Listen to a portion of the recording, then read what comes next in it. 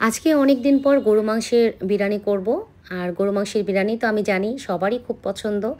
আর পারফেক্টভাবে বিরিয়ানিটা হয়েছিল আলহামদুলিল্লাহ।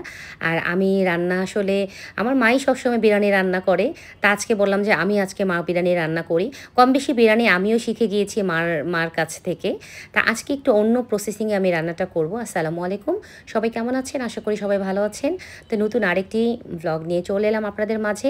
তা দেখতে পাচ্ছেন আমি এখানে আলু সিদ্ধ বসিয়ে দিয়েছি, গরু মাংসটা ভিজিয়ে রেখেছি।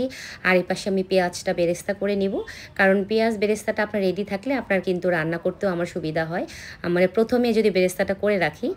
তা দেখতে পাচ্ছেন আমি এগুলো কিন্তু একদম চিকন চিকন করে সুমিকে বলেছি যে পেঁয়াজটা কেটে নিবি।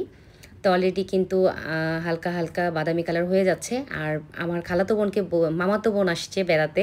তা মামাতো বোনকে বলছি তুই নাড়াচাড়া করে নে। তা ওকে বললাম যে তুই কি খাবি? তো ওই বললো যে আপু বিরিয়ানি খাবো।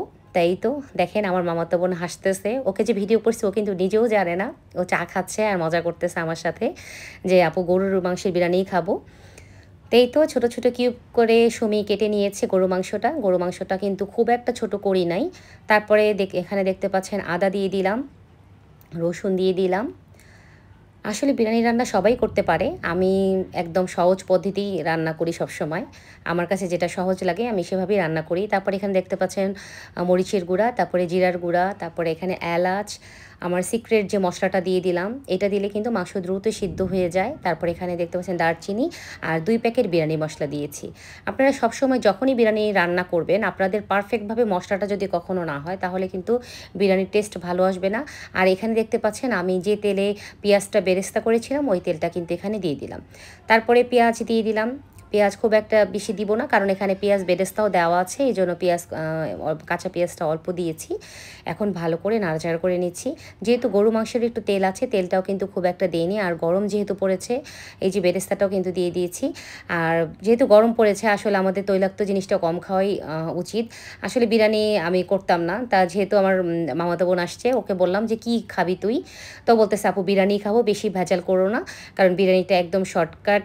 আমার মনে হয় যে সবথেকে মানে সহজ পদ্ধতি এবং সহজ রান্না হচ্ছে আমার কাছে বিরিয়ানি মনে হয়।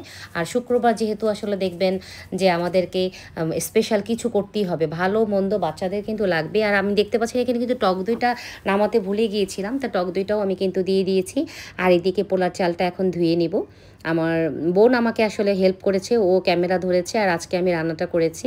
আসলে দেখবেন যে ক্যামেরা কেউ যদি ধরে তাহলে কিন্তু আসলে রান্নাটা করতেও ভালো লাগে। এই তো চালটা কিন্তু দিয়ে দিলাম। চালটা দিয়ে এখন ভালো করে আমি এটা একটু ভালো করে ভেজে নিব। আমি কিন্তু এই প্রসেসিংয়ে আজকে প্রথম রান্না করছি, কারণ আমি সবসময় কিন্তু পোলাওটা আলাদা রান্না করি আর মাংসটা আলাদা রান্না করি। এই প্রথম আমি অনেক আপুকে দেখছি যে মাংসটার মধ্যে পোলাওটা দিয়ে দিয়ে ভালো করে নাড়াচাড়া করে নিচ্ছে, তারপর পানি দিচ্ছে। মানে এটা আমার এত ভালো লাগছে দেখে, তা ভাবলাম যে না, এটা তো সবথেকে সহজ পদ্ধতি। কারণ বিরিয়ানি আলাদা পোলাও রান্না করো, আলাদা গরু মাংস রান্না করো। আর গরু মাংসটা দেখবেন যে তখন যখন অ্যাড করতে যান তখন কিন্তু পোলাওটা কিছু কিছু জায়গা মানে সাদা সাদা থাকে, তখন কিন্তু দেখতেও ভালো লাগে না, খেতেও ভালো লাগে না। এই জন্য ভাবলাম যে আমিও আপুদের মতো ট্রাই করে দেখি কেমন হয়। কিন্তু সত্যি কথা খুবই মজা হয়েছিল বিরিয়ানিটা, কারণ একদম চাউলের সাথে গরু মাংসটা মিলে গেছে এবং রান্নাটাও একদম আমার কাছে মনে হয়েছে খুবই সহজ পদ্ধতিতে রান্না এই রান্নাটা। এই তো আমার হয়েও গেছে অলরেডি। আর দেখেন পাতিলটা পড়ে যেতে যেতে ধরছিল।